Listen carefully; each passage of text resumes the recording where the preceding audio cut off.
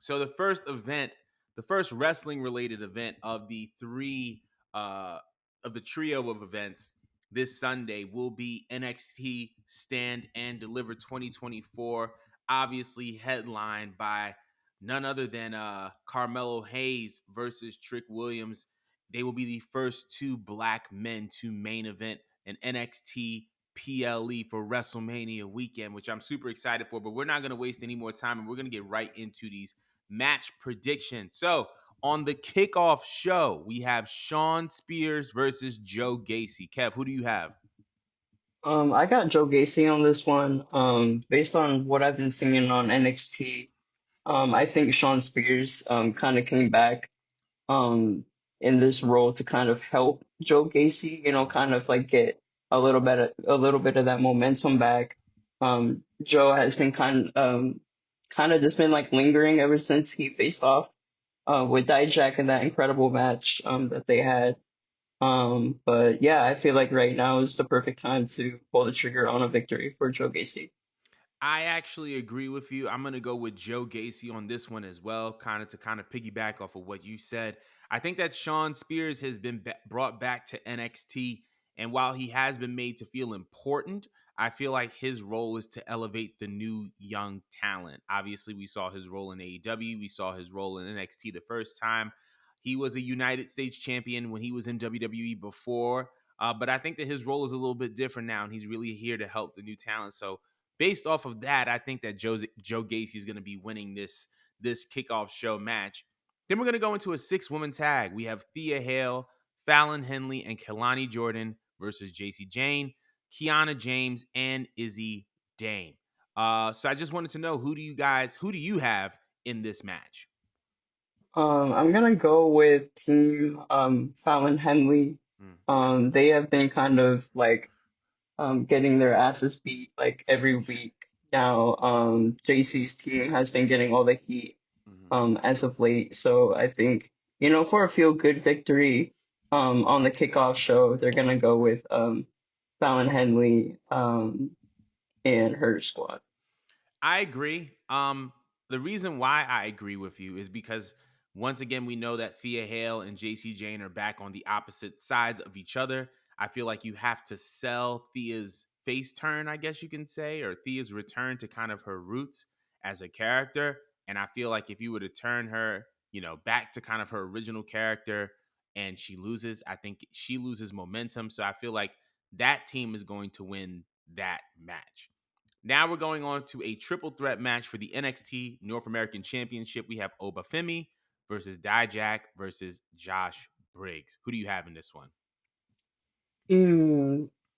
This is really tough, but I'm gonna have to say Dijak. I Mm, mean, I don't think Obafemi loses anything from losing this match. I mean, granted, it's a triple threat, so the other participant, Josh Briggs, he can actually take the pin after a really nice showing, himself. But I think, after losing, Dijak can kind of go on a little tear. He definitely deserves it at this point in his career mm, to hold a title such as the North American Championship for a little while, do the little open challenges if he's down for it. mm-hmm. And then Obafemi, just moving straight up to the World Heavyweight um, Championship scene or the NXT title scene. Yeah. I definitely funny thing is I actually think that Josh Briggs is gonna get it. I feel like him splitting off from being in a tag team, I feel like you have to kind of sell that. I also feel like Dijak cut an incredible promo. And even though he is a traditional heel, because of the quality of that promo, I think that the crowd is going to receive him as a face. And the last thing I want is for Dijak to lose momentum. I feel like if he has that face reception and he wins the title, he's gonna fizzle out quickly. Whereas if you have Josh Briggs win it in some type of questionable manner, and then Dijak kind of comes back around for him, I think that could be a solution as well. So I'm gonna go with Josh Briggs. I'm gonna go with Josh Briggs because I feel like he needs this more than Dijak or Obafemi. Um, but moving on to the NXT Women's Championship match, we have Lyra Valkyria versus Roxanne Perez, aka Baby AJ Lee. So, who do you think is going to win this match? Um, hmm. I'm gonna have to say Roxanne. I'm loving her heel work. Mm, Besides like maybe switching it up from like the very generic like robotic kind of sounding promos, you know. I've been really enjoying the new character change, and I think the time is now to finally regain her championship that she never lost in the first place. And I think actually it's gonna be Tatum Paxley who will be costing Lyra Valkyria the match inadvertently or on purpose. Either way, I think a program is um coming up for them. There's something definitely in the works. There's something going on. So I think right now would be the perfect time for Roxanne to go on like a monster heel run and be like, hey, like I'm just the bully of the locker room and none of you guys can do anything about it. I definitely sense that.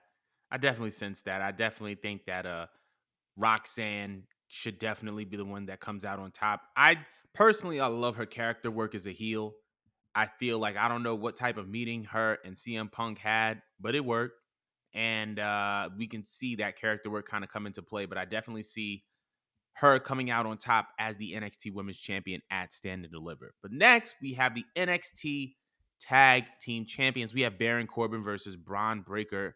Baron Corbin and Braun Breaker versus Nathan Frazier and Axiom. Who do we have in this match? So I'm gonna call them Need for Speed just because they're so freaking fast, especially Nathan Frazer, but I think it's time for them to also become champions and run the tag team title scene for a little bit.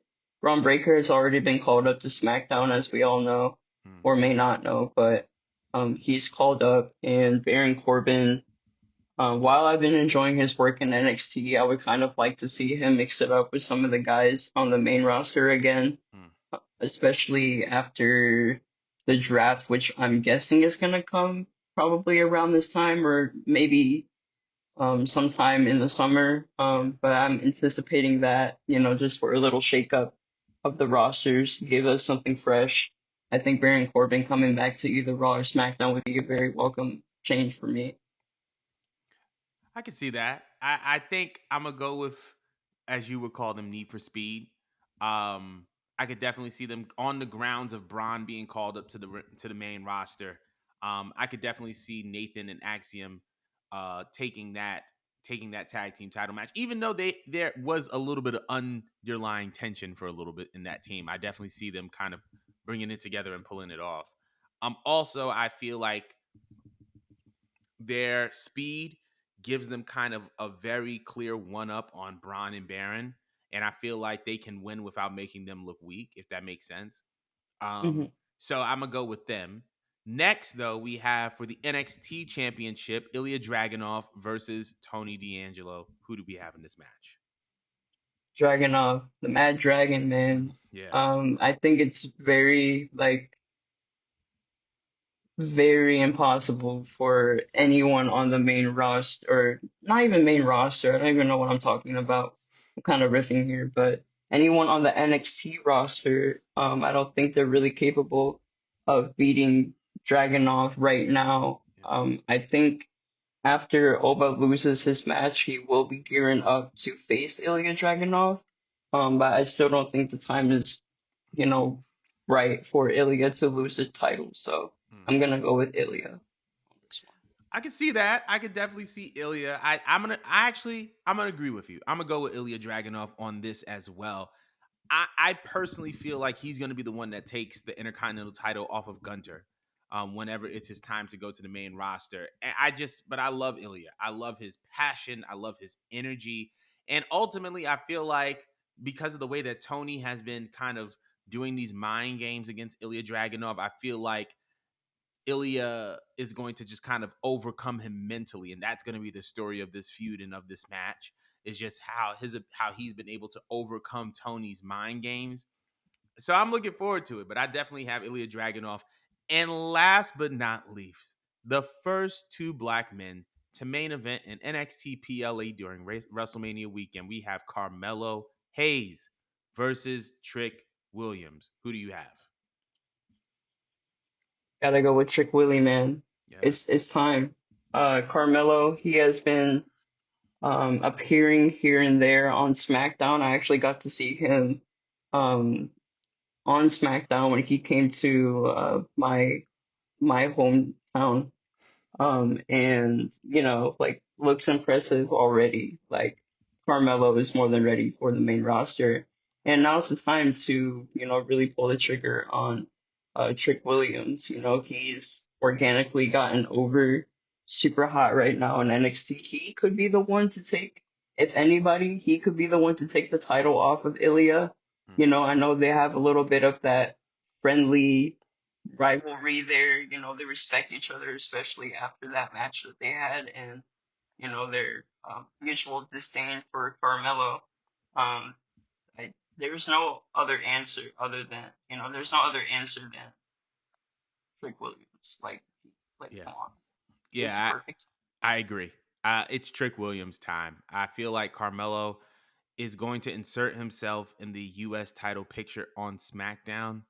Um, because I believe that that's just a scene that I know he can own.